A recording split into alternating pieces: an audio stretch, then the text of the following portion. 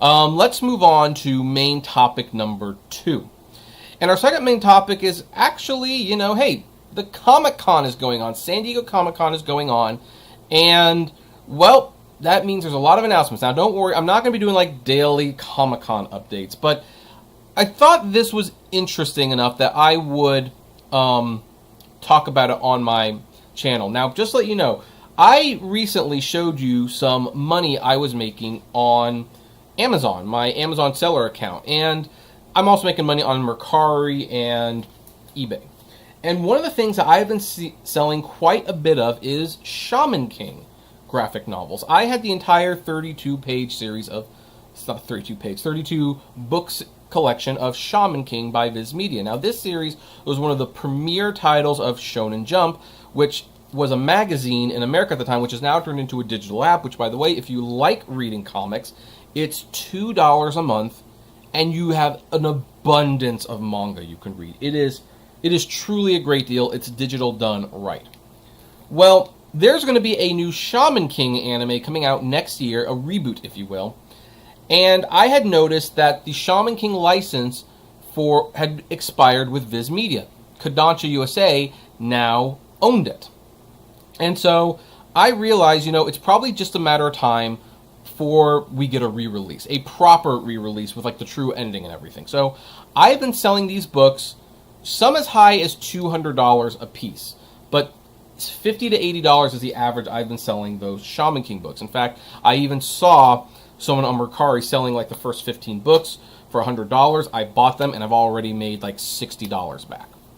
Now, that value might be going away just a little bit because ComiXology and Kodansha have announced that they are going to publish Shaman King digitally on July 28th. So basically in a week. Now, here's the reason that I am concerned about this. This is why we're talking about it on the Apptrepreneur, because we don't really talk about comics much here. And it's like, well, what's this got to do with technology and apps? Well, I'm going to tell you why in a minute. But first, the obligatory reading, ComiXology Originals and Kodansha USA Publishing announced on Tuesday they will publish all of Hiroyuki Takei's Shaman King manga series digitally in English on July 28th. Volumes 33, 34, and 35 will appear for the first time in English, along with the first 32 volumes on Amazon's Kindle store and ComiXology store, as well as the Amazon Prime, Kindle Limited, and ComiXology Unlimited subscription services. Now then, Kodansha USA Publishing said, in the world of Shaman King, shamans possess mysterious powers that allow them to commune with God, spirits, and even the dead. And Manta Oyamada is about to learn all about them, because his class just welcomed a new transfer student, Yo Asakura, a boy from way off in Izumo, and a shaman in training. Now, here's why we're talking about this. Because things like this actually concern me. I love books. And, we're kind of getting used to the point of, when it comes to, let's backtrack and let's go to a streaming service. I like Netflix. And one of the nice things about Netflix is they have original programming. There's stuff that you can only see on Netflix. It's, they have like 13 Reasons Why, House of Cards, Orange is the New Black. But here's the thing, we've always had television stations. And you wanted to watch Friends, you had to watch it on NBC. Hey, you wanted to watch Seventh Heaven, it was on the WB. You want to watch The Simpsons? It's been on Fox pretty much since I was 2 or 3 years old. It's been on there for a very, very long time. And, well, here's the thing. We just kind of accept that kind of exclusivity. But comics and books are supposed to be different. Yes, there are publishers.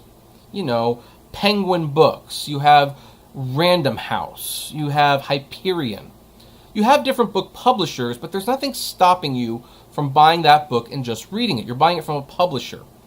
One thing that I am not in favor of is limiting literature, and yes, I do consider comics to be a visual literature form. I do not agree with books being exclusive to a service. Now here's the thing. I've already got an issue with this because ComiXology is owned by Amazon. I have huge issues with Amazon, although I will say ComiXology is the one service that I do subscribe to. I do. But here's the thing. I do like Shaman King. I think this is a good series. By the way, I have noticed the cover is just a little different.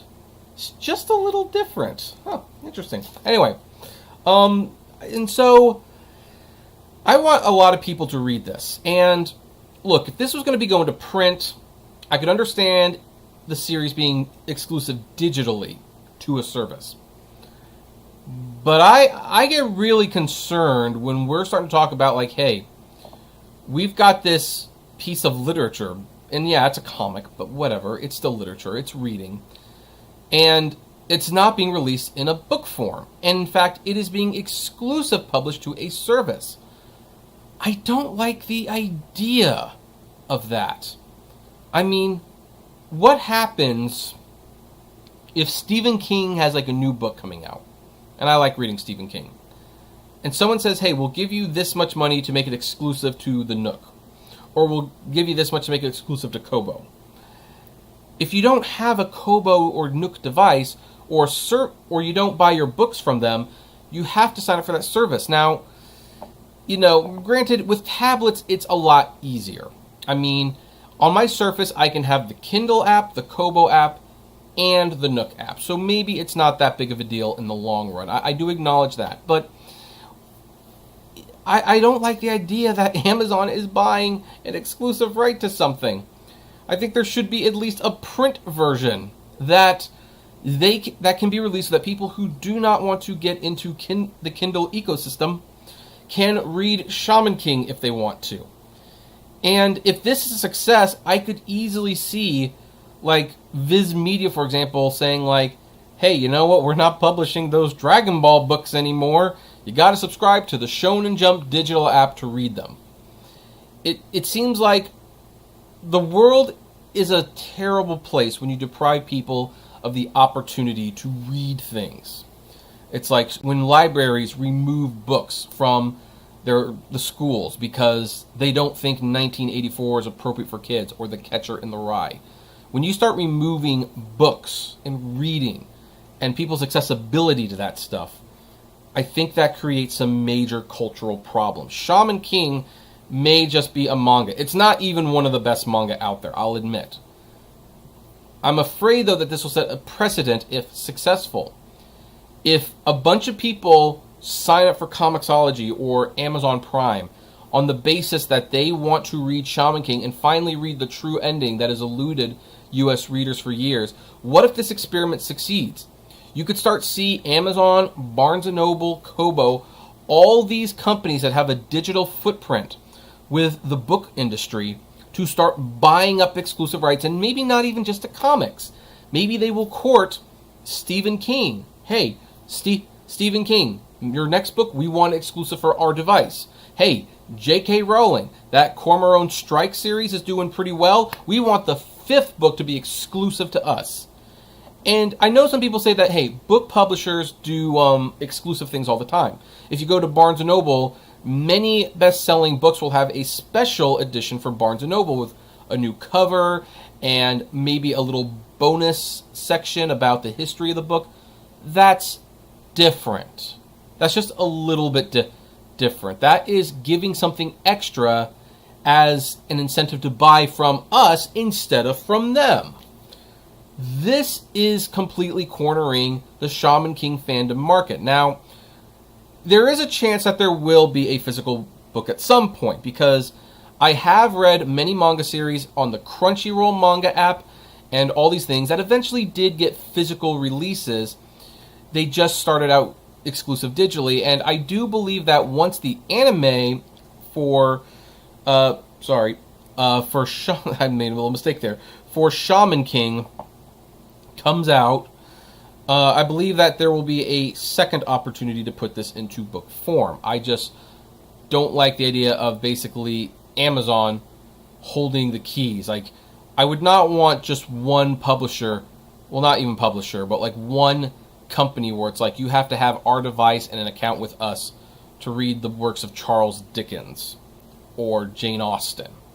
That, I don't agree with that. I think it's a little dangerous. So this has me a little concerned. I'm not going to lie, a little concerned about this one, but I would like to ask if anyone's still around, because I know this is definitely not what we normally talk about here. Don't worry, next topic is something we normally do talk about.